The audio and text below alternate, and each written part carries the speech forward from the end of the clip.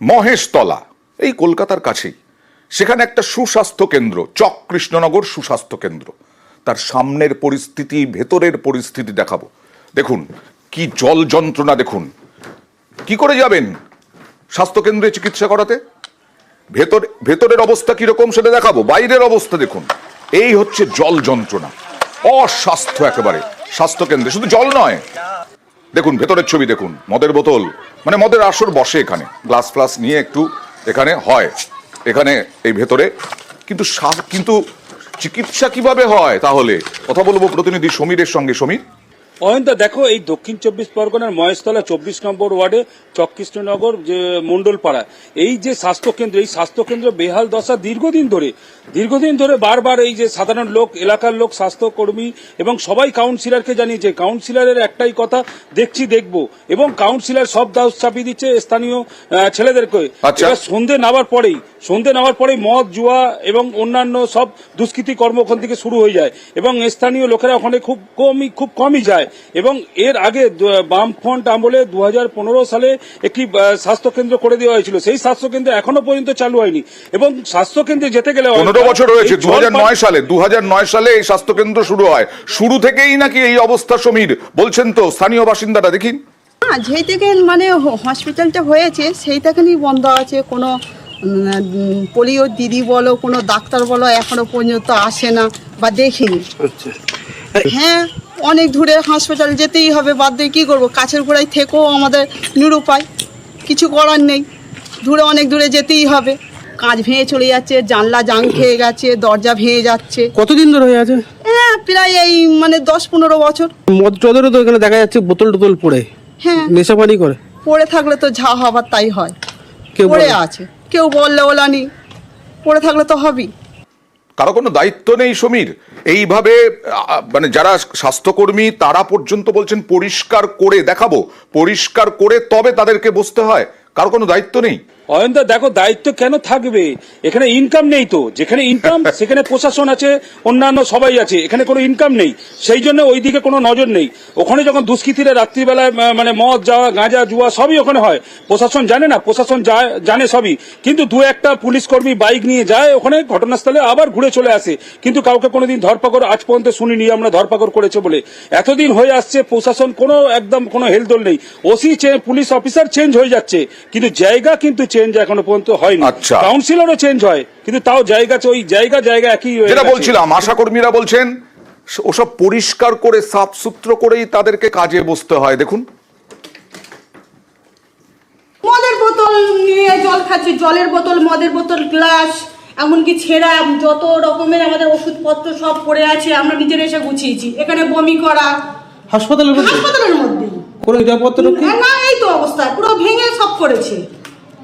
কোনো প্রশাসনিক ব্যবস্থা কিছুই নেই, আপনাদেরই কোনো সিকিউরিটি নেই, আমরাই নিজেরাই সব পরিষ্কার করলাম। মানে এইভাবেই চলতেই থাকে? এইভাবেই চলে। পেশেন্ট আছে? হ্যাঁ, পেশেন্ট আসে, ডাক্তারবাবু আসেন, পেশেন্ট আসেন। কাউন্সিলর পাল্টায় আমাদের প্রতিনিধি বলছিলেন, কিন্তু তারপরেও পাল্টায় না কিছু। আর কাউন্সিলর আবার স্থানীয়দেরই দোষারোপ করছেন, স্থানীয়দের নিয়ন্ত্রণ করতে পারেন না। লোকাল ছেলেরাই আছে ওখানে বসে আড্ডা মারছে, মদ খাচ্ছে, জুয়া খেলছে। আমরা বহুবার বলেছি, মানুষকে বলেছি, বুঝিয়েছি, পুলিশ প্রশাসনের লোকও গেছে, কিন্তু যদি লোকাল ছেলে এরকম করে, লোক যদি প্রতিবাদ না করে, আমার পক্ষে তো রাত্রিবেলা ওখানে গিয়ে সম্ভব না প্রতিবাদ করা। লোকাল ছেলেরা এসব করছে, বাইরে কেউ আসছে না, এটা ভেঙে আছে। আমিও বহুবার বলেছি, যেহেতু ওইখানকার পরিবেশের খারাপ বলে কারোর ইন্টারেস্ট না এই কাজগুলো করা, কারণ সত্যি ওখানকার অবস্থা খুব খারাপ। এবার চক কৃষ্ণনগর থেকে চলে আসি কলকাতা মেডিকেলে। গতকাল সারা দিন ধরে দেখিয়েছি নাইট শেল্টারের কি অবস্থা। এখানেও মদের আসর বসে, এখানে পানের পিক, নোংরা সমস্ত কিছু। গতকাল দেখানোর পরেই আমাদের খবরের জেরে নাইট শেল্টার সাফাই হতে শুরু করলো। একেবারে সাফ সুতরো পিক, যেগুলো পানের পিকের দাগ, সেই সাফ সুতরো করা হলো, পানের পিকের দাগগুলোকে মোছা হলো। আমরা গতকাল দিনভর এই রাত্রিনিবাস কি অবস্থা আমরা দেখিয়েছি। 4 থেকে 4 সেই 4 থেকে মদের বোতল সরানো হলো। রোগীর আত্মীয়রা তারা রাত্রিনিবাসে থাকতে চান, এই নোংরা একেবারে। গতকাল দেখিয়েছিলাম বাথরুমটা ঢোকার মতোই না, নরক যন্ত্রণা। ছবিটা হচ্ছে গতকাল দেখিয়েছিলাম, আজকের কি দেখাচ্ছি সেই দুটো ছবি দেখাই, তারপরে সুদীপ্তর কাছে যাব। খবর করতে হলো, খবর করার পরে এই রকম সাফাই হলো। গতকাল আমরা দেখিয়েছিলাম নোংরা পুতিগন্ধময় একেবারে নাইট শেল্টার, আর তার 24 ঘন্টাও লাগলো না, তারপরে সাফাই হয়ে গেল। তাহলে এমনি এমনি সাফাই হয় না কেন? এটাই তো সব থেকে বড় প্রশ্ন।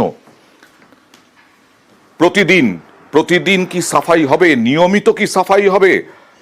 প্রশ্ন উঠছে রাত্রিনিবাসের সাফাইয়ের দায় কার? অসুস্থ মেডিকেলের নাইট শেল্টারের ছবি, আর এদিকে পরিষ্কার। আমি সুদীপ্তর কাছে আরো একবার চলে যাব। সুদীপ্ত, এই রাত্রিনিবাসের সাফাইয়ের দায় কার? একদমই তাই অয়নদা, এই প্রশ্ন কিন্তু উঠবেই যে রাত্রিনিবাসের সাফাইয়ের যে দায় সেটা কার। এবং এই প্রশ্ন যখন আমরা করেছিলাম, তার কেয়ারটেকারকে যখন প্রশ্ন করা হয়, তখন কেয়ারটেকার বলেন যে তার বয়স হয়েছে, তিনি এই 4 তলার যে রাত্রিনিবাস তার সাফাইয়ের দায় তার হতে পারে না। অন্যদিকে যখন এই রাত্রিনিবাসের দায়িত্বে থাকা যে এনজিও, সেই এনজিও কর্তৃপক্ষকে এই প্রশ্ন করা হয়, তিনি তখন বলেছিলেন যে 1 সপ্তাহ ধরে সাফাই কর্মী তারা আসেনি, তাই এই 1 সপ্তাহ ধরে কোনো রকম কোনো পরিষ্কার হয়নি। এক্ষেত্রে এই প্রশ্ন যখন উঠছে যে রাত্রিনিবাসের সাফাইয়ের দায় কার, ঠিক তখন এই প্রশ্ন ম্লান হয়ে যাচ্ছে যে দায় ছোড়াছড়ি নিয়ে। এবং যেটা দেখা গেল যে যখন আমরা গতকাল এই রাত্রিনিবাসের ছবিটা তুলে ধরি, ঠিক পরেই কিন্তু যে কথা বলা হচ্ছিল যে 7 দিন ধরে সাফাই কর্মী আসেনি বলে পরিষ্কার হচ্ছে না, তা কিন্তু দেখা গেল যে আজকে একেবারে পরিষ্কার পরিচ্ছন্ন করা হচ্ছে রাত্রিনিবাস। সদিচ্ছা থাকলে সবই হয়, এটাই হলো আসল কথা। গতকালই আমরা দেখিয়েছিলাম মস্ত বড় হাসপাতাল কলকাতা মেডিকেল কলেজ, এই হাসপাতালেরই নাইট শেল্টার অপরিচ্ছন্ন। একটু গোটাটা দেখাই একবার। ডাই করে রাখা জঞ্জাল, ছড়িয়ে ছিটিয়ে আবর্জনা, এরই মধ্যে এখানে ওখানে পড়ে মদের বোতল। বাথরুমের অবস্থা তো তথৈবচ। দেখে কে বলবে এসবই সরকারি জায়গার মধ্যে? শতাব্দী প্রাচীন ঐতিহ্যের কলকাতা মেডিকেল কলেজ ও হাসপাতাল, তারই নাইট শেল্টারের কি হাল দেখুন। জলপাইগুড়ি থেকে। কিরকম পরিষ্কার পরিচ্ছন্ন? না, পরিষ্কার পরিচ্ছন্ন একদম নেই। বাথরুম খুবই নোংরা। যেখানে থাকেন বেড খুব কম পরিষ্কার করা হয়।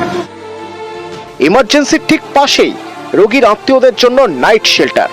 75 টাকার বিনিময়ে থাকতে পারেন রোগীর পরিজনরা। 1 তলায় ক্যান্টিন, 2 তলায় মেয়েদের থাকার জায়গা, 3 ও 4 তলা ছেলেদের জন্য নির্দিষ্ট। সব মিলিয়ে 70 জনের থাকার ব্যবস্থা। সেখানেই এই হাল। এই যে রাত্রিনিবাস, সেই রাত্রিনিবাস একেবারে অপরিচ্ছন্ন। উল্লেখযোগ্য বিষয় হচ্ছে এখানে রোগীর পরিবারেরা থাকেন, মাত্র 75 টাকা মূল্যে এখানে তারা থাকতে পারেন। কিন্তু সবচেয়ে যেটা উল্লেখযোগ্য বিষয় তা হচ্ছে এই রাত্রিনিবাসের একেবারে ওপরে চলছে নেশার আসর, ওপরে বসছে নেশার আসর, এবং এমনটাই ছবি কিন্তু উঠে এসেছে। সিঁড়ি দিয়ে উপরে উঠতে থাকলে চোখে পড়বে অপরিচ্ছন্নতার ছবি। দেওয়ালে পানের পিক, ঘরগুলিও অপরিষ্কার, যেখানে সেখানে পড়ে নোংরা আবর্জনা। বাথরুমে ঢুকলে তো গা গুলিয়ে উঠবে। কতদিন পরিষ্কার হয় না কে জানে। এখানেই শেষ নয়, সরকারি হাসপাতালে রাত্রিনিবাসেই পড়ে মদের বোতল। সবকিছু নিয়েই সরব রোগীর আত্মীয়রা। কোথা থেকে এসেছেন? মালদা থেকে। এখানে আছেন রোগী নিয়ে? হ্যাঁ। কিরকম পরিষ্কার পরিচ্ছন্ন? বাচ্চা কাচ্চাকে নিয়ে থাকা যায়, একটু পরিষ্কার পরিচ্ছন্ন হলে ভালো হতো। সরকারি হাসপাতালের রাত্রিনিবাস টেন্ডারের মাধ্যমে চালায় ঠিকাদার, রয়েছে কেয়ারটেকারও, তারপরও এই হাল। পরিষ্কার পরিচ্ছন্ন হয়, সেইবার রেগুলার আসে, রবিবার ছাড়া সব পরিষ্কার। যদিও সাফাই নিয়ে কেয়ারটেকারের দাবি মানতে নারাজ রোগীর পরিজনরা। পরিষ্কার পরিচ্ছন্ন ঝাড়টার দেওয়া হয়, ওই মাঝে মধ্যে রোজ দেওয়া হয় না, 2-3 দিন ছাড়া অন্তর একবার করে দিয়ে যান। নিজেদের করে নিতে হয়? নিজেদের বলে বাথরুমটা নিজেরা টুকটাক পরিষ্কার করি। বাথরুম পরিষ্কার করার না এখানে কেউ সেরকম কাউকে দেখছি না। আমরা যিনি দায়িত্বে আছেন ওনাকে বলেছি কয়েকবার, সেরকম কেউ আসে না।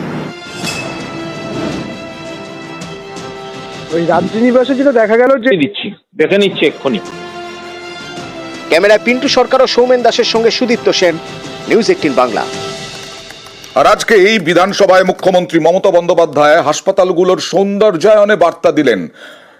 বিধায়কদের তিনি বার্তা দিলেন যে তাদের যে তহবিল, সেই তহবিল থেকে তারা যেন খরচ করেন, রং করান, পশ্চিমবঙ্গকে কালারফুল করতে সহযোগিতা করতে পারেন বিধায়ক তহবিল থেকে। বিধায়কদের অনুরোধ করবেন, যদি দেখেন বিধায়কদের অনুরোধ করছেন বাংলাকে আরো কালারফুল করে সুন্দর করে গড়ে তোলা যায়।